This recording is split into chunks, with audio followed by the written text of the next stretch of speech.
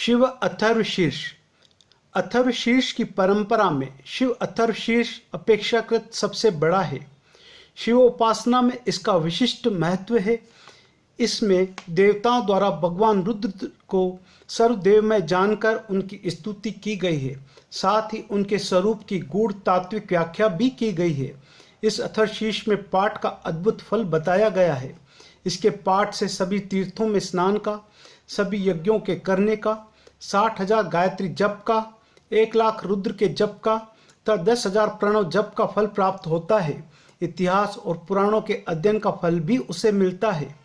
वह स्वयं तो सब पापों से मुक्त होता ही है, अपने पूर्वजों की 7 पीढ़ियों को भी तार देता है। इसके अन्य अनेक विलक्षण फल भी इसकी फलश्रुतियों में बताए गए हैं। इस शिव अथर्वशीर्ष को यहाँ सा अनुवाद प्रस्तुत किया जा रहा है। ओम भद्रम कर्णेभिरिति शांति। एक समय देवगण घूमते घूमते स्वर्गलोक में गए और वहां जाकर रुद्र से पूछने लगे, आप कौन हैं? रुद्र भगवान ने कहा, मैं एक हूँ। मैं भूत, भविष्य और वर्तमान काल में हूँ। ऐसा कोई नहीं है जो मुझसे रहित हो, जो अत्यंत गुप्त है, जो सभी दिशाओं में रहता है, वह मैं हूँ।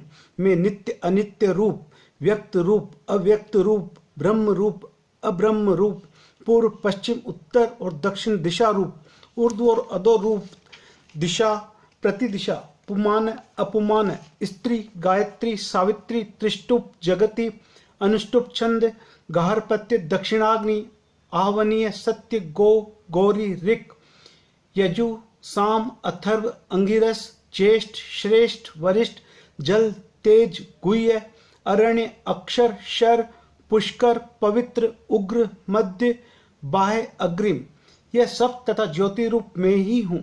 मुझको सब में रमा हुआ जानो। जो मुझको जानता है वह सब देवों को जानता है और अंगों सहित सब वेदों को भी जानता है।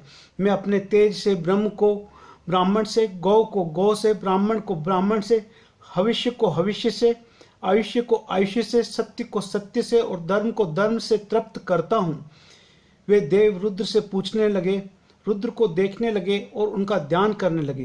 फिर उन देवों ने हाथ ऊंचे करके इस प्रकार स्तुति की, जो रुद्र हैं वे ही भगवान हैं और वे ही ब्रह्मा हैं, उन्हें बार बार नमस्कार है। जो रुद्र हैं वे ही भगवान हैं और वे ही विष्णु हैं, उन्हें बार बार नमस्कार है। जो रुद्र हैं वे ही भगवान हैं और वे ही स्कंद हैं, उन्हें बार बार नमस्कार है। जो रुद्र है वे ही भगवान हैं और वे ही इंद्र हैं, उन्हें बार बार नमस्कार है। जो रुद्र है वे ही भगवान हैं और वे ही अग्नि हैं, उन्हें बार बार नमस्कार है। जो रुद्र हैं वे ही भगवान हैं और वे ही वायु हैं, उन्हें बार बार नमस्कार है। जो रुद्र हैं वे ही भगवान हैं और वे ही सूर्य हैं, उन्हें बार बार नमस्कार है। जो रुद्र हैं वे ही भगवान हैं और वे ही सोम हैं, उन्हें बार बार नमस्कार है। जो रुद्र हैं वे ही भगवान हैं और वे ही अष्ट ग्रह हैं, उन्हें बार बार नमस्कार है। जो रुद्र हैं वे ही भगवान हैं और वे ही अष्ट प्रतिग्रह हैं, उन्हें बार बार नमस्कार है। जो रुद्र हैं वे ही भगवान हैं और वे ही बुआ हैं, उन्हें बार बार नमस्कार है। जो रुद्र हैं वे ही भगवान हैं और वे ही बुआ हैं, उन्हें बार बार नमस्कार है। जो रुद्र हैं वे ही भगवान हैं और वे ही स्वयं हैं, उन्हें बार बार नमस्कार है। जो रुद्र हैं वे ही भगवान हैं और वे ही मह हैं, उन्हें बार बार नमस्कार है। जो रुद्र हैं वे ही भगवान हैं और वे ही पृथ्वी हैं, उन्हें बार बार नमस्कार है। जो रुद्र हैं वे ही भगवान हैं और वे ही अंतरिक्ष हैं, उन्हें बार बार नमस्कार है। जो रुद्र हैं वे ही भगवान हैं और वे ही द्यो हैं, उन्हें बार बार नमस्कार है। जो रुद्र हैं वे ही भगवान हैं और वे ही आपा हैं, उन्हें बार बार नमस्कार है। जो रुद्र हैं वे ही भगवान हैं और वे ही तेज हैं, उन्हें बार बार नमस्कार है। जो रुद्र हैं वे ही भगवान हैं और वे ही काल हैं, उन्हें बार बार नमस्कार है। जो रुद्र हैं वे ही भगवान हैं और वे ही यम हैं, उन्हें बार बार नमस्कार है। जो रुद्र हैं वे ही भगवान हैं और वे ही मृत्यु हैं, उन्हें बार बार नमस्कार है। जो रुद्र हैं वे ही भगवान हैं और वे ही अमृत हैं, उन्हें बार बार नमस्कार है। जो रुद्र हैं वे ही भगवान हैं और वे ही आकाश हैं, उन्हें बार बार नमस्कार है। जो रुद्र हैं वे ही भगवान हैं और वे ही विश्व हैं, उन्हें बार बार नमस्कार है। जो रुद्र हैं वे ही भगवान हैं और वे ही स्थूल हैं, उन्हें बार बार नमस्कार है। जो रुद्र हैं वे ही भगवान हैं और वे ही सूक्ष्म हैं, उन्हें बार बार नमस्कार है। जो रुद्र हैं वे ही भगवान हैं और वे ही शुक्ल हैं, उन्हें बार बार नमस्कार है। जो रुद्र है वे ही भगवान हैं और वे ही कृष्ण हैं, उन्हें बार बार नमस्कार है। जो रुद्र हैं वे ही भगवान हैं और वे ही कृतस्न हैं, उन्हें बार बार नमस्कार है। जो रुद्र हैं वे ही भगवान हैं और वे ही सत्य हैं, उन्हें बार बार नमस्कार है। जो रुद्र हैं वे ही भगवान हैं और वे ही सर्व हैं, उन्हें बार बार नमस्कार है। पृथ्वी आपका आदि रूप, भुवर लोक आपका मध्य रूप और स्वर्ग लोक आपका सिर रूप है। आप विश्व रूप केवल ब्रह्म रूप हो, ध्रुव प्रकार से या 3 प्रकार से बाजते हो। आप वृद्धि रूप, शांति रूप, पुष्टि रूप, हुत रूप, अहुत रूप, दत्त रूप, अदत्त रूप, सर्व रूप, असर्व रूप, विश्व, अविश्व, कृत, अकृत, पर, अपर और परायण रूप हो। आपने हमको अमृत पिला के अमृत रूप किया, हम ज्योति भाव को प्राप्त हुए और हमको ज्ञान प्राप्त हुआ। अब शत्रु हमारा क्या कर सकेंगे? हमको वे पीड़ा नहीं दे सकेंगे। आप मनुष्य के लिए अमृत रूप हो, चंद्र सूर्य से प्रथम और सूक्ष्म पुरुष हो।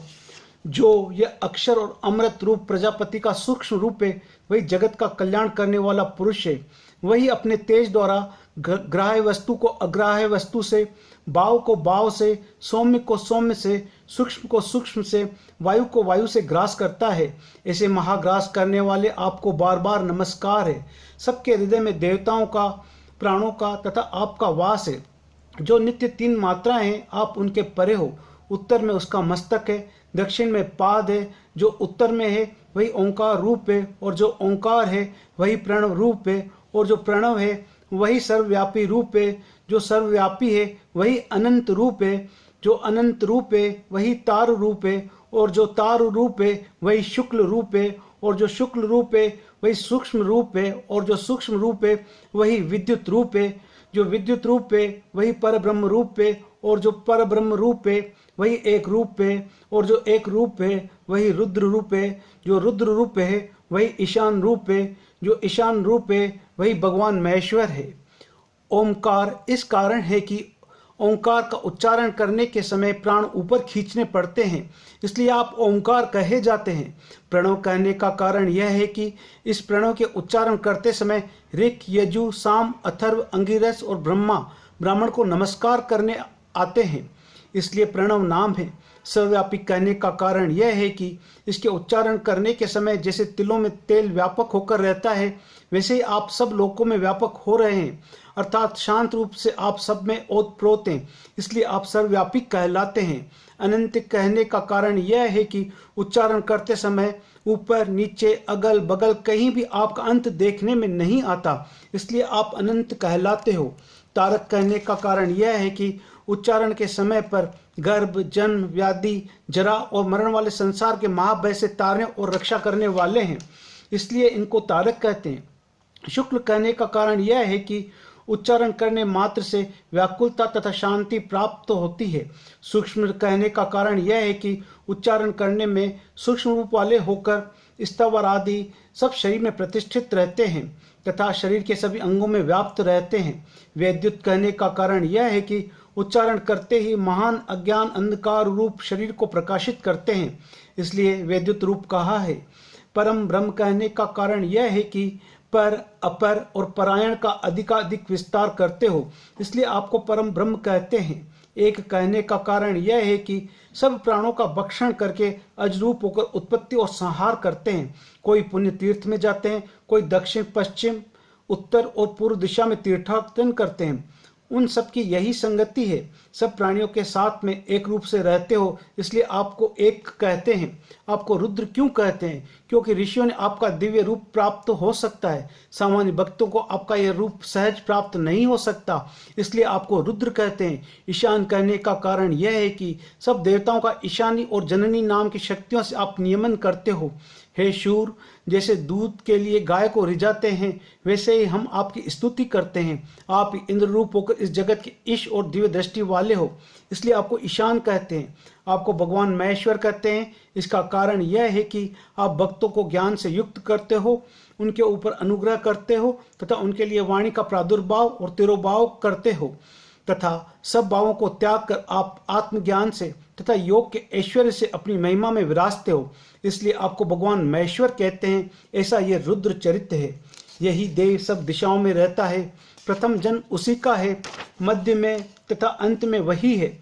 वही उत्पन्न होता है और होगा। प्रत्येक व्यक्ति भाव में वही व्याप्त हो रहा है। एक रुद्र ही किसी अन्य की अपेक्षा न रखते हुए अपनी महाशक्तियों से इस लोक को नियम में रखता है। सब उसमें रहते हैं और अंत में सबका संकोच उसी में होता है। विश्व को प्रकट करने वाला और रक्षण करने वाला वही है जो सब योनियों में व्याप रहा है और जिससे यह सब व्याप्त और चैतन्य हो रहा है। उस पूज्य, ईशान और वरद देव का चिंतन करने से मनुष्य परम शांति को प्राप्त करते हैं। क्षमा आदि हेतु समूह के मूल का त्याग करके संचित कर्मों को बुद्धि से रुद्र में अर्पित करने से रुद्र के साथ एकता को प्राप्त होता है, जो शाश्वत, पुरातन और अपने बल से प्राणियों के मृत्युपाश का नाश करने वाला है। उसके साथ आत्मज्ञान प्रद अर्ध चतुर्थ मात्रा से वह कर्म के बंधन को तोड़ता हुआ परम शांति प्रदान करता है। आपकी प्रथम ब्रह्मायुक्त मात्रा रक्त वर्ण वाली है। जो उसका नित्य ध्यान करते हैं वे ब्रह्मा के पद को प्राप्त करते हैं। विष्णु देव युक्त आपकी दूसरी मात्रा कृष्ण वर्ण वाली है। जो उसका नित्य ध्यान करते हैं वे वैष्णव पद को प्राप्त होते हैं। आपकी ईशान देव युक्त जो तीसरी मात्रा है वह पीले वर्ण वाली है। जो उसका नित्य ध्यान करते हैं वे ईशान यानी रुद्र लोक को प्राप्त होते हैं। अर्ध चतुर्थ मात्रा जो अव्यक्त रूप में रहकर आकाश में विचरती है, उसका वर्ण शुद्ध स्फटिक के समान है। जो उसका ध्यान करते हैं उनको मोक्ष पद की प्राप्ति होती है। मुनि कहते हैं कि इस चौथी मात्रा की ही उपासना करनी चाहिए। जो इसकी उपासना करता है उसके कर्म बंद नहीं रहता। यही वो मार्ग है जिस उत्तर मार्ग से देव जाते हैं, जिससे पितृ जाते हैं और जिस उत्तर मार्ग से ऋषि जाते हैं। वहीं पर अपर और परायण मार्ग है जो बाल के अग्रभाग के समान सूक्ष्म रूप से हृदय में रहता है, जो विश्व रूप, देव रूप, सुंदर और श्रेष्ठ है। जो विवेकी पुरुष हृदय में रहने वाले इस परमात्मा को देखते हैं उनको ही शांति भाव प्राप्त होता है, दूसरों को नहीं। क्रोध, तृष्णा, क्षमा और अक्षमा से विरत होकर हेतु समूह के मूल रूप अज्ञान का त्याग करके संचित कर्मों को बुद्धि से रुद्र में अर्पण कर देने से रुद्र में एकता को प्राप्त होते हैं। रुद्री शाश्वत और पुराण रूप होने से अपने तप और बल से रसादि सब प्राणी पदार्थों का नियंता है। अग्नि, वायु, जल, स्थल और आकाश ये सब भस्म रूप हैं। पशुपति की भस्म का जिसके अंग में स्पर्श नहीं होता उसका मन और इंद्रियां भस्म रूप यानी निरर्थक हैं। इसलिए पशुपति की ब्रह्म रूप भस्म पशु के बंधन का नाश करने वाली है। जो रुद्र अग्नि में है, जो रुद्र जल के भीतर है, उसी रुद्र ने औषधियों और वनस्पतियों में प्रवेश किया है। जिस रुद्र ने इस समस्त विश्व को उत्पन्न किया है उस अग्नि रूप रुद्र को नमस्कार है। जो रुद्र अग्नि में, जल के भीतर, औषधियों और वनस्पतियों में स्थित रहता है और जिस रुद्र ने इस समस्त विश्व को और भुवनों को उत्पन्न किया है उस रुद्र को बार बार नमस्कार है। जो रुद्र में, जल में, औषधियों और वनस्पतियों में स्थित है, जिस रुद्र ने ऊर्ध्व जगत को धारण कर रखा है, जो रुद्र शिव शक्ति रूप से और 3 गुणों से पृथ्वी को धारण करता है, जिसने अंतरिक्ष में नागों को धारण किया है, उस रुद्र को बार बार नमस्कार है। इस भगवान रुद्र के प्रणव रूप मस्तक की उपासना करने से अथर्वा ऋषि को उच्च स्थिति प्राप्त होती है। यदि इस प्रकार उपासना न की जाए तो निम्न स्थिति प्राप्त होती है। भगवान रुद्र का मस्तक देवों का समूह रूप व्यक्त है। उसका प्राण और मन मस्तक का रक्षण करता है। देव समूह, स्वर्ग, आकाश अथवा पृथ्वी किसी का भी रक्षण नहीं कर सकते। इस भगवान रुद्र में सब ओतप्रोत हैं। इससे परे कोई अन्य नहीं, इससे पूर्व कुछ नहीं है, वैसे ही उससे परे कुछ नहीं है। हो गया है और होने वाला भी कुछ नहीं है। उसके 1000 पैर हैं, एक मस्तक है और वह सब जगत में व्याप्त हो रहा है। अक्षर से काल उत्पन्न होता है। काल रूप होने से उसको व्यापक कहते हैं। व्यापक तथा भोगायमान रुद्र जब शयन करता है तब प्रजा का संहार होता है।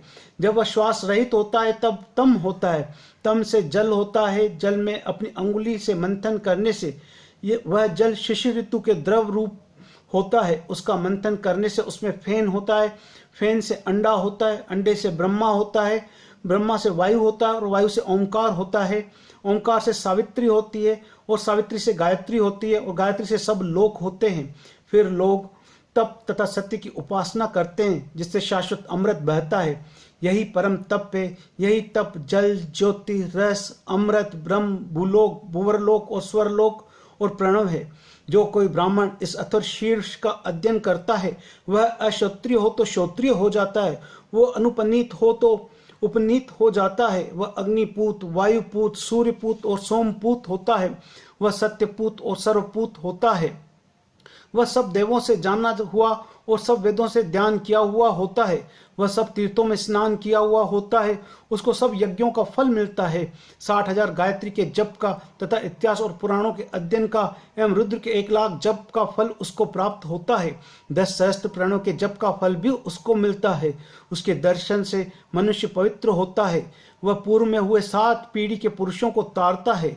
भगवान ने कहा है कि अथर्व शीर्ष का एक बार जप करने से पवित्र होता है और कर्म का अधिकारी होता है, दूसरी बार जप करने से गणों का अधिपतित्व प्राप्त करता है और तीसरी बार जप करने से सत्य स्वरूप ओंकार में उसका प्रवेश होता है। इस प्रकार यह ब्रह्म विद्या है। ओम भद्रम कर्णेभिर्ति शांति शांति शांति।